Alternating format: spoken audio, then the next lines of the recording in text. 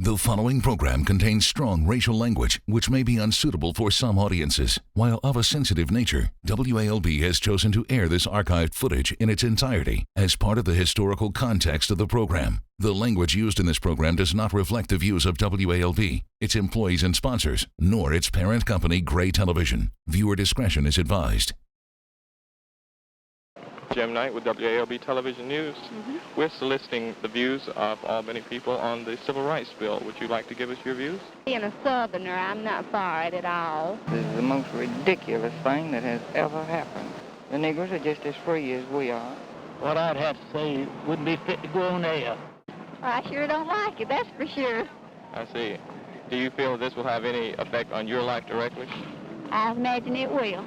Thank you very much. I'm afraid we might have niggers to live next door to us. Thank you. The Albany movement did not begin through the instigation of any outside persons. He wasn't ready to go to jail. He wasn't ready to have a movement. He was just coming down to make a speech. I didn't want anybody else telling me, I got your freedom. It was really critical there for a while.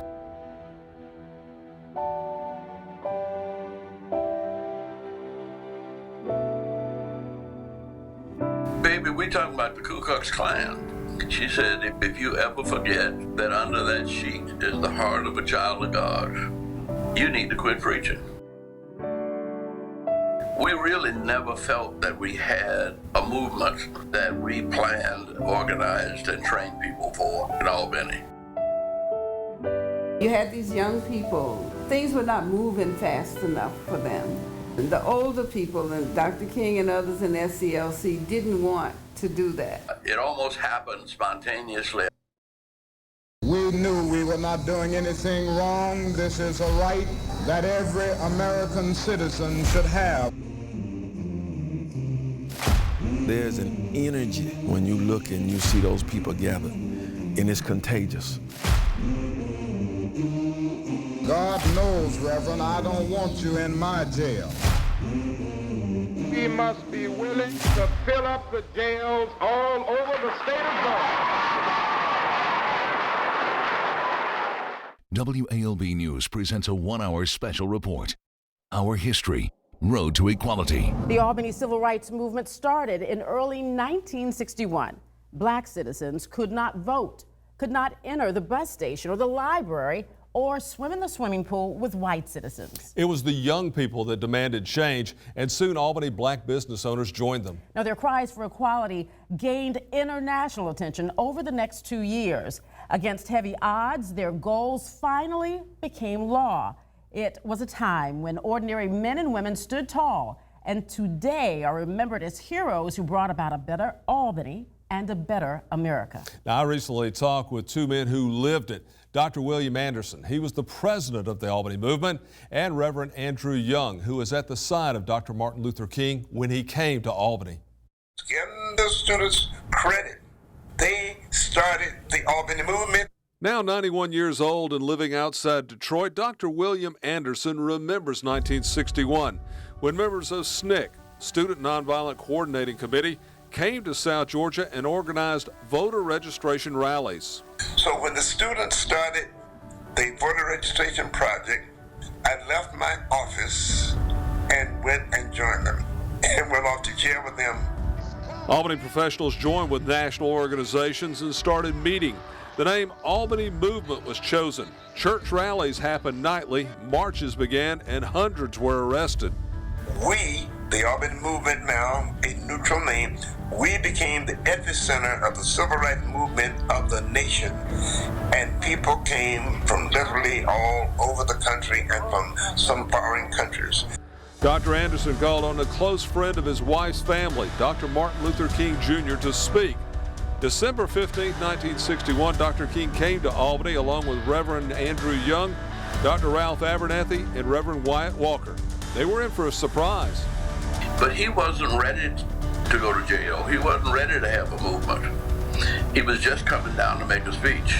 But Young says after Dr. King's speech, the Albany movement could not be stopped. People all out in the street, and Dr. Anderson got what we call freedom high. And he said, "We're going to jail. Who all's going to jail with Martin Luther King?" And he said, "Wait a minute, Andy, we didn't, I'm not," but the people started screaming, and he was sort of trapped into demonstrating. December 16th, Dr. King led what became known as the Freedom Walk in downtown Albany. Hundreds were arrested for protesting for voting rights and equality. After an agreement was reached with Albany's mayor and city commission to negotiate, Dr. King was released from jail. The commission reneged on the agreement at the time, but Young says the Albany movement was the learning moment to continue Dr. King's dream. It really trained us for what was to come, and certainly was, well, it was a very important part in his life and in mine. It was concluded by the press that Martin Luther King was a failure in Albany. But what they don't know is Albany was never the same after that. In the coming years, all the goals of the Albany movement asked for: voting rights for blacks, black law enforcement and city employees, and desegregated public facilities and schools came to be. Young said that Dr. King often said the lessons learned in Albany were instrumental in Birmingham and Selma as the civil rights movement grew across the nation. Despite struggles of the civil rights era, families like the Sherrods grew united by the love they had for people and the passion to ensure equality for everyone. Charles Sherrod was the first SNCC field secretary and director for Southwest Georgia. His leadership led to the organization of the Albany movement, to his participation in the Selma voting rights movement, and in many other historic initiatives in the 1960s. Through his work, he met the woman that would become his wife, Shirley Miller. She was born in Baker County and had a first-hand experience of the harsh realities of the time. Her father was shot and killed by a white farmer, reportedly over a livestock dispute. Now, an all-white grand jury let his killer go free. Shirley says that inspired her to stay in the South and fight for change.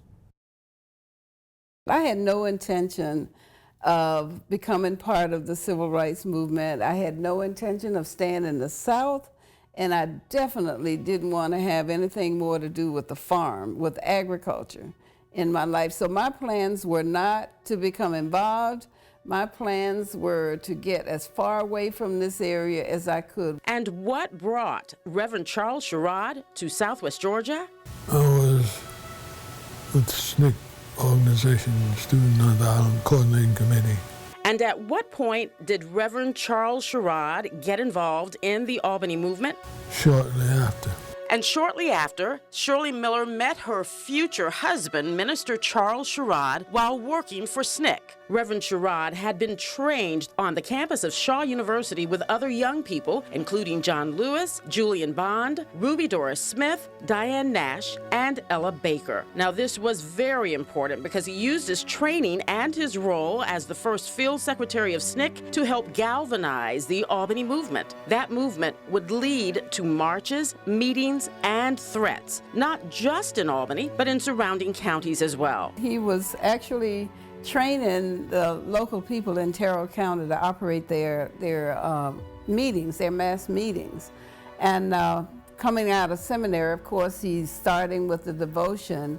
And just as he finished the scripture and a song, prayer and a song, the doors of the church opened and sheriffs from 4 counties, as well as other white men, walked into the church. So with guns. With guns. And they had billy clubs and so forth, right? And he knew at that point that he could not turn the meeting over to the local people. So to give himself time to think, he started the devotion over again. These people, you know, they were not gonna, they church people too. So they would not come on in and do what they were attempting to do until he finished. And when he finished, he had a plan in place. He said, I want to introduce the visitors. And 2 of the visitors were reporters from I think it was the Associated Press and the Atlanta Constitution. So once he introduced them, then those people coming into the church that night knew that whatever happened there that night would be put out for the whole world to read, and it was. The Sherrod's work has not just been about civil rights. Their push has also been for voting rights, farmers' rights, educational rights, and welfare rights. In essence, access. And how far has Albany come since the Albany movement? What is the legacy? Face of fear became the face of fearlessness. The Sherrods also shared this with me. It is the order, or a copy of the order from South Carolina in 1961, where Reverend Sherrod and 13 others were arrested for trespassing during a demonstration at the McCrory's Variety Store in Rock Hill, South Carolina. All of the protesters were found guilty and sentenced to a $100 fine or 30 days hard labor. Reverend Sherrod served on the chain gang. On January 28, 2015, the charges filed against him were dismissed.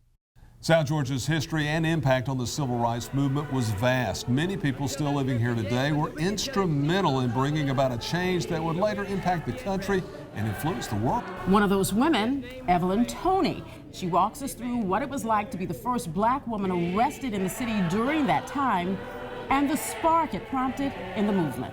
We shall go together.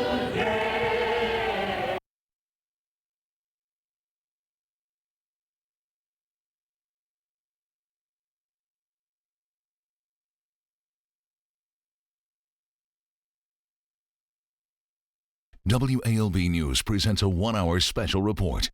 Our History, Road to Equality. One woman who helped shape the Albany civil rights movement was Evelyn Toney. Now, Toney was the first woman arrested in Albany during this time, sparking freedom marches in the city. Tasia Reed sat down with Toney to tell her story. The feelings I have, thank God, I've never felt that feeling no more since then. Breast cancer survivor and civil rights soldier Evelyn Toney is a key individual in the history of the civil rights movement, not just in Albany, but the entire country. At just 7 years old, she got her first taste of racism at a drugstore. Mother was handing her the dollar. She was handing me the ice cream. And when it got almost in my hand, she said, "To it." She spit in it. I went to crying. Well, fast forward some 13 years later, she didn't know it, but Toney's life would change forever. Toney and a group of NAACP members heard the Freedom Riders were coming through Albany, but they never showed because of an apparent layover. So they bought bus tickets to Jacksonville, Florida to spread their message of equality. They headed to the lunch counter to grab a bite to eat before the ride. By the time we sit down on the stool, Chief Pridgick and his deputies, they came and told us that we got to get out. So they left and went out back to wait on the bus.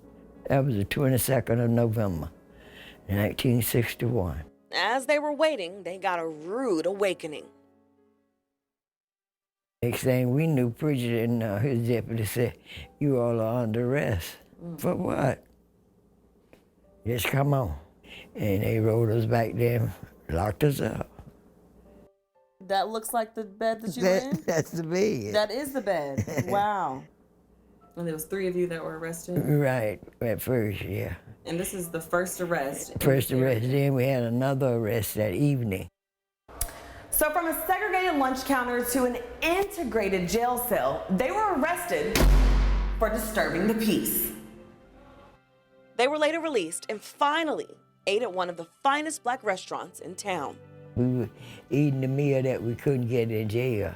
From then, she continued to push for equal rights as a spokesperson for the Youth Council of the NAACP, even meeting and working across the table from Dr. Martin Luther King Jr. That's you. Mm-hmm. Do you remember that? Yeah. We would sit around just listen to him talk. You could almost just see the goodness in it. Now, she says it's important to teach the children our history and how far we've come.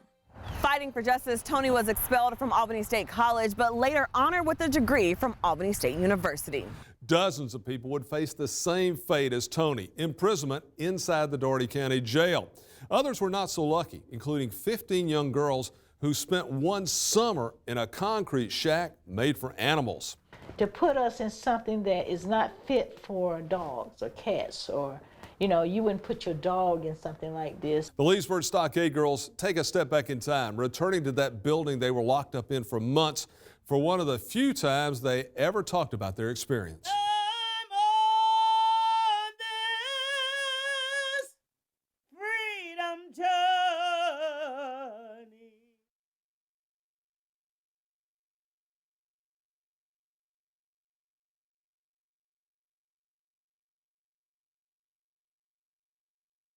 WALB News presents a 1-hour special report.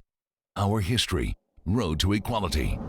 In the summer of 1963, a group of young girls were arrested during a march in Americus. They didn't know it at the time, but the 15 would go down in history. They would be known as the Leesburg Stockade Girls. Now, this is the stockade where they were held 56 years ago. Marilyn Parker has their story. 4 walls and a few windows. That's all Shirley Green Reese knew for 2 months in '63, as she was one of the stolen girls jailed in the Leesburg Stockade. She sits before it today in awe. I never talked about this story until 2015. To put us in something that is not fit for dogs or cats, or, you know, you wouldn't put your dog in something like this. It was a time when protests and marches for civil rights swarmed the South. The voice of Martin Luther King Jr. is what inspired Reese and 14 other girls to march to segregate a theater in Americus, Georgia. So that is what motivated me, one of my motivations, because when I heard him on the radio and in the TV, I said, ooh, I got to go. So that's why I slipped away from home. And I guess, you know, that's what you get for slipping away from home without getting permission, but that was okay. But the stockade is where they would end up, some in fear of never escaping. We were just here. This is it. Just here. This is all we had. It was filthy. Then they had some old blankets when we first came in here that was scattered everywhere, and it had blood stains on it. And this here was all dirt, glass, roaches, and everything was on the floor. Soon, Reese said she found a piece of hope when a photographer came by to see them. I said, well, take my picture. And that's when I started smiling. That's why people are so weary about why we smiling and in jail. And it was this photo, she says, that would place the Stockade Girls in history. We're so happy to know that this story is on the move. We gave up our little lives protesting for justice in a deplorable situation. It's something she says she wants the world to know helped shape the South. I feel like what you see today, I feel like we did not make this different, but we did a fraction of it. And if you got a fraction of it, that makes a difference. It has been close to 60 years since a large group of then Albany State College students came together to demonstrate in the civil rights movement. They ended up in jail and were later expelled from school. But decades later, their sacrifice was recognized by a younger generation of students. Kate Fowler tells the story of how one woman risked her education in the quest for racial equality. When these mass meetings are called, let us be present. It was a call for racial equality answered by 32 young Albany State College students. One of them, a 22-year-old co-ed, Lula George. Once I found out what was going on, I very definitely wanted to be a part of it. Raised in segregated South Carolina, her education was delayed because black children didn't have transportation to school where she lived. But George didn't let that stop her from pursuing higher education. I was married my 2 years when this came about. My husband was in Germany. I got pregnant just before they were sending him to Germany. Year was 1961. George and others gathered for a meeting at Mount Zion Church, followed by a march, one that would land her and others in the Lee County Jail. Well, praise God, I was only there for just one night in a day. My mother-in-law came and she bailed as many out as she could. But the students' protest for civil rights ended in expulsion for George and 31 of her classmates. 50 years later, though, in 2011, following rallies held by ASU students, George and several others who were kicked out of school were awarded honorary degrees by Albany State. Looking back now, she is proud to know her sacrifice is something her grandchildren can be proud of. It didn't just come on its own that people have died that people suffer and people are still suffering for equal rights. A young woman's courage still being shared a half-century later. For these men and women, their story did not end when they were arrested, because it was activists like C.B. King who made sure their efforts were not in vain. His children tell the story of their father and what it was like to grow up King.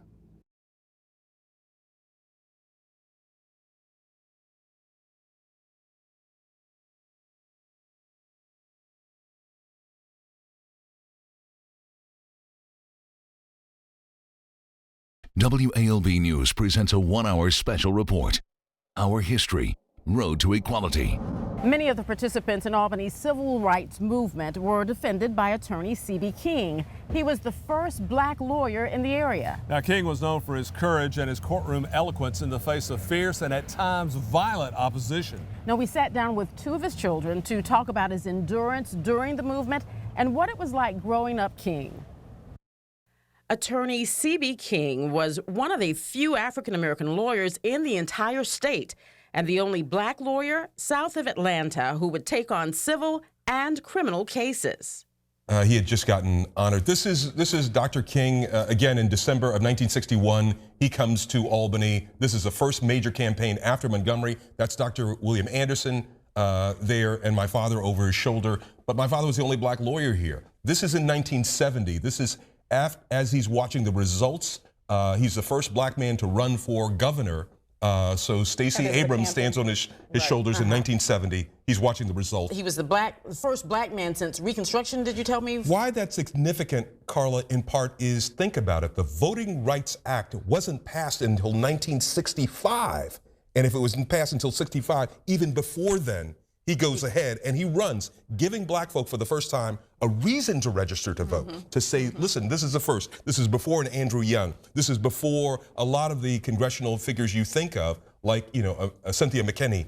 He was the first. Still another photo. Is that that's Pritchett? That's Pritchett behind there, and that's Don Hollowell. If you see right behind Hollowell, that is Dr. William Anderson, who was head, of course, the first president of the Albany movement, my uncle Slater being the second, and of course that's Martin Luther King. These were reporters who were covering it, and this would have been in December of 1961. This is on Jackson Street in the heart of Harlem where my father had his office. I think it was 221 Jackson Street, and he's talking to his two clients, Abernathy and Dr. King, as they're about to head back to Atlanta. This is in 1970. He's talking to Hosea Williams. Next to him, Bond. right? Andy Young. Right, exactly. Who I ended up working for 3 years as a special assistant to the mayor in the 80s. This, of course, is also in 1970 in the heat of battle when he's the first black man. Of course, there's Jimmy Carter in the foreground. There is one story that I have about my mom and my uncle Slater, who was in the community, who came by one evening, and my father was always on the road, and mom would be at home with 5 kids alone. And he came in with a little brown paper bag, and he was whispering, and my mother would sew. Her sewing machine was in my room, and she would sew at night, and I was in bed. He came in, there was a kind of little going back and forth, and he left, and she was a little nervous. And as it turns out, later on in the evening, after I fell asleep but woke up again, my lights were out in my room, and my mother was sitting in front of my window, which was, my bedroom was on the front of the house. And at night, I could see her silhouette and her cigarette glowing and her cup of coffee in this mound, only to find out the next day what she was really so afraid of was that Uncle Slater had come by to give her a gun because my father was on the road, and it was normal for us to have threatening calls come to the house, things like that. And so because my dad was on the road representing people, so my mom was really pretty hot. I mean, she was terrified of that gun, but that is what I remember about her and the kind of courage that I thought that it took as a woman at home with a husband that was out on the road like that and 5 kids at home. That it was just a very strong figure to protect. Yes. Albany's federal courthouse was named in attorney C.B. King's honor. That is a photo of hubby with your mom at that dedication. Okay. And you're talking about a special, you know, of course, that has to take an act of Congress, out of Congressman Sanford Bishop. At the time, I did not know that courthouse was the very first federal courthouse in the former Jim Crow South named for a black man. And I think that's significant. That is very significant. C.B. King passed away in 1988. Carole King lived another 9 years before her death in 2007. Many advocates still living today say the music of the movement helped them keep their faith even in the most trying times. Just ahead, we'll introduce you to one of the original freedom singers still living right here in Albany and the momentum she helped build in the South and later across the country.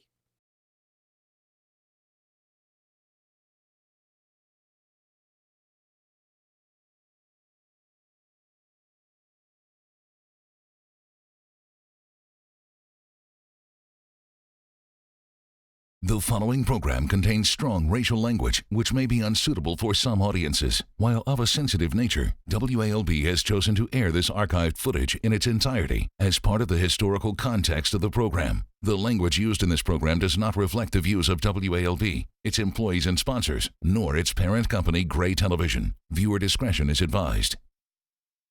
WALB News presents a 1-hour special report. Our History, Road to Equality. The church was the one place people could gather, doors wide open. Movement leaders would meet nightly, inspiring all ages to continue the fight in spite of the threats and dangers they faced. But as Grayson Passmore tells us, not every church in Albany was able to keep their doors open. In a time when doors were slammed in people's faces, not to be reopened for African Americans, there was one place welcoming people, doors and arms wide open. That the church, Mount Zion, and churches like Mount Zion was the lifeline of the movement. Mount Zion Baptist Church's pastor Daniel Simmons says the church in Albany was the one place you could go to feel safe and at home, no matter the color of your skin. Without the church offering a space and a place for the movement to meet, to disseminate information, to gather, to inspire the people, the movement would not have been as successful. But not every church was as fortunate to be able to keep their doors open.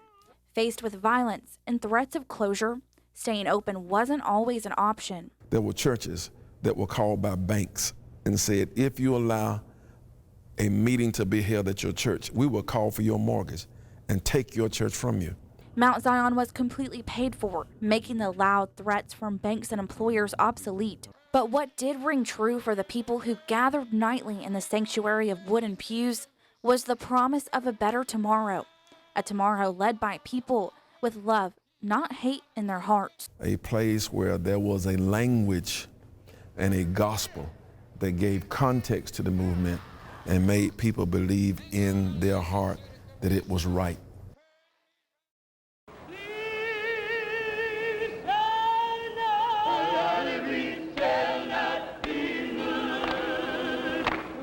A huge part of the Albany Civil Rights Movement surpassed South Georgia.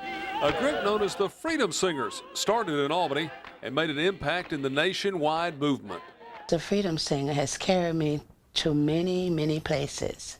This group traveled 50,000 plus miles in 9 months, covering 46 states. And it didn't stop there. Original Freedom Singer Rutha Harris sang in Turkey, Spain, and Portugal then, and continues sharing her message now around South Georgia, most recently at the Apollo. When we come back, meet Frank Wilson. He grew up in the civil rights movement, and now, he says, spreading that knowledge and history with others is truly a dream come true.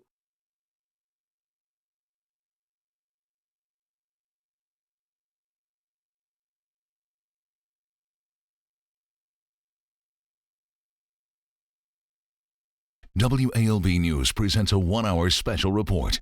Our History, Road to Equality. In a time where blacks could not get ahead due to laws imposing on their freedom, one historic figure within the Albany community recalls hints of hope in his hometown of Moultrie. Now, he tells Damon Arnold the city was ahead of its time in more ways than one. I tell folk I was Moultrie born, Moultrie bred, and when I die, I'll be Moultrie dead. Standing in front of his childhood home, Frank Wilson reflects on the city of Moultrie with pride. Recognized as a more progressive area for blacks in the 1950s and 60s, during a time where civil rights were limited, yet hopes were high. As I look up and down 3rd Street here and think about the era in which we're talking about, we had a flourishing African-American community. Wilson, who is the executive director of the Albany Civil Rights Institute, says a lapse in resources pushed the city ahead in different aspects. Colquitt County did not house civil rights prisoners. Many community members who resided in Albany knew this and took full advantage of outside resources. A lot of African Americans would come to Moultrie, and a lot of times they would come right down the street because the Albany Highway leads right into 3rd Street, and they would go to downtown Moultrie to shop. Although blacks could do their shopping more loosely in Moultrie, separate but equal was still very much enforced. When you grew up in this community, as you did in any community in the South at that time, you knew that that was an accepted norm. You knew that you weren't going to go over there and drink out of that white water fountain. You knew that you were not going to go and go in the front door of that restaurant. But even so, blacks continued to progress in the city as Moultrie hired some of the earliest known black police officers in South Georgia. The first two African American police they hired here could not arrest white folk. They could not arrest white folk, and they could only patrol in the black neighborhood. So, you know, to say we've come a long ways, yes. Yes, we were progressive. We hired black policemen, but they had limitations. Fast forward to present day. Wilson sits back gazing at the town he once ran barefoot in on dirt roads. A different feeling to wander where he wants, when he wants, but he says knowing what he does now, he's still grateful to the place he calls home. We still have work to do. And for those folk who think we have arrived, they never knew where we were headed. Frank Wilson continues to pass along oral histories here at the Albany Civil Rights Institute to the next generation in hopes that they will spread the knowledge of just how far we've come and where we still must go. The stories of perseverance don't end there. Hundreds of people walked in these footsteps that summer in 1962, walking with pride as they fought for equality. We'll walk along the same path freedom fighters took all those years ago, hearing from two sisters united by blood and their experience walking along Freedom Alley. They looked at him and said, "We can't take this any longer."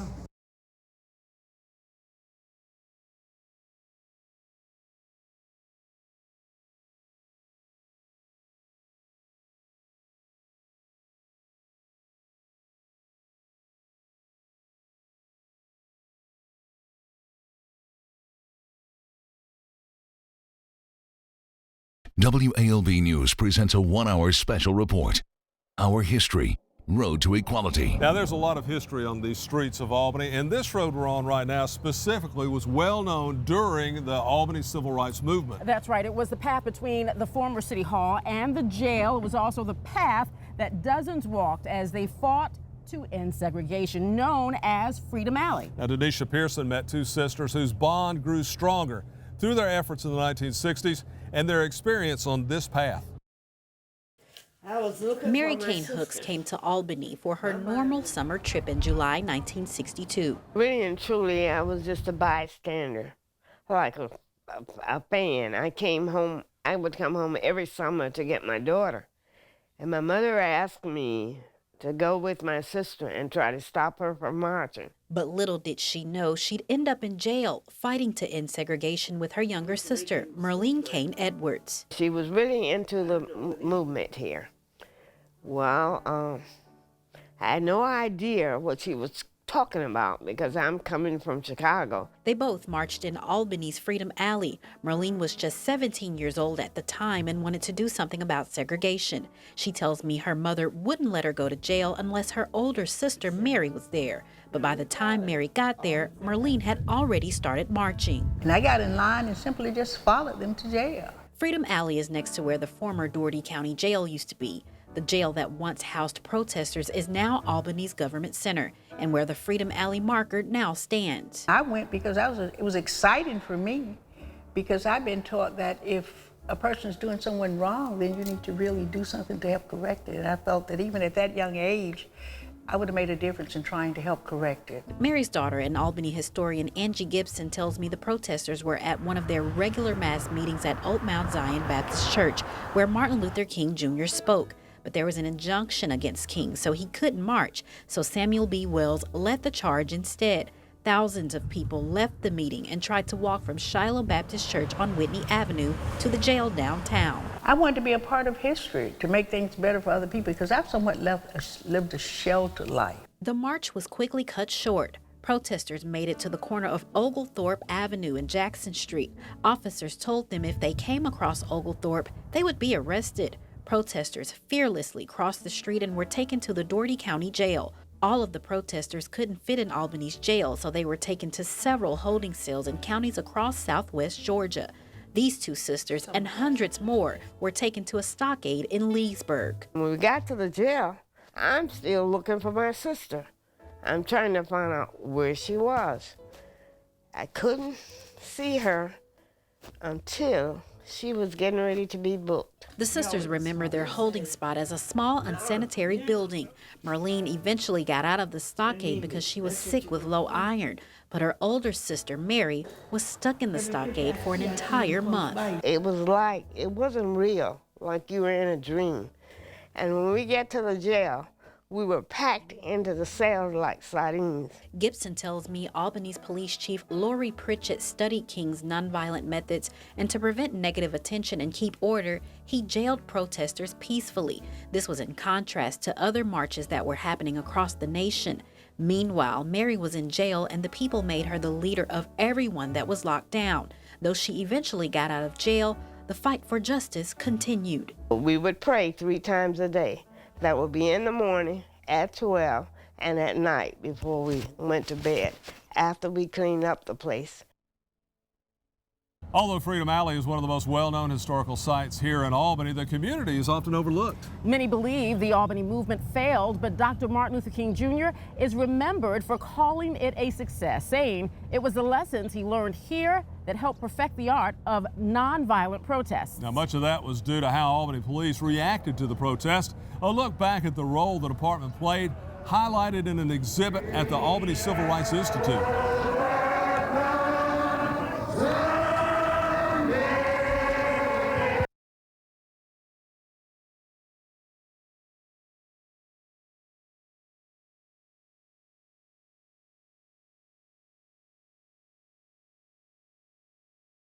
WALB News presents a 1-hour special report. Our history, Road to Equality.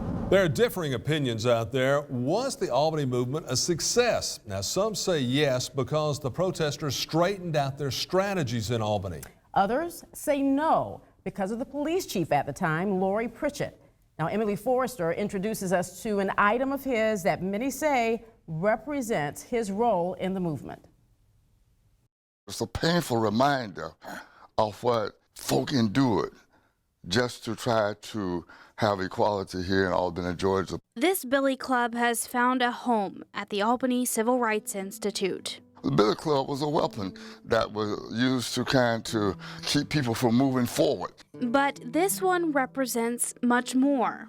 As the story goes, there's a story behind it involving a young protester being released from jail in Albany in the early 1960s. The Billy Club was laying on the police chief's desk. While the chief's back was turned, the young protester took the Billy Club and stuck it down in his pants. That police chief in Albany at the time, Lori Pritchett, an Army veteran with whom some say Dr. Martin Luther King Jr. met his match. There was no violence on our part whatsoever. His aim, the King Institute at Stanford University says it was to respond to nonviolent protesters with nonviolent law enforcement, at least in public. They were calm, collect, and did the job, and that's what we wanted. When Dr. King and other big names in the civil rights movement made their way to Albany, Pritchett made no exception. He maintained that his men would act without violence. Instead, he said they enforced city codes and laws by arresting those who didn't comply. Dr. Martin Luther King, Dr. Abernathy, Dr. Anderson, and 6 or 7 other Negro citizens have been arrested by the Albany Police Department for disorderly conduct. In place of violence, Pritchett had a record of mass arrests. We must be willing to fill up the jails all over the state of Georgia. But Pritchett housed most of them not in Albany, but elsewhere. He bought jail space throughout Southwest Georgia where violence did take place. However, in an interview for the book Eyes on the Prize in 1985, Pritchett denied that violence happened in those other jails. They'll be allowed 2 here in this block, and the others will move out. This group of pickets have just been arrested for not dispersing as... Pritchett and Dr. King went on to build a working relationship, though they didn't quite see eye to eye on how to handle the civil rights movement. Dr. King took to the streets, while Pritchett thought the movement belonged in the court system. And their relationship, according to the King Institute, left an indelible imprint on King.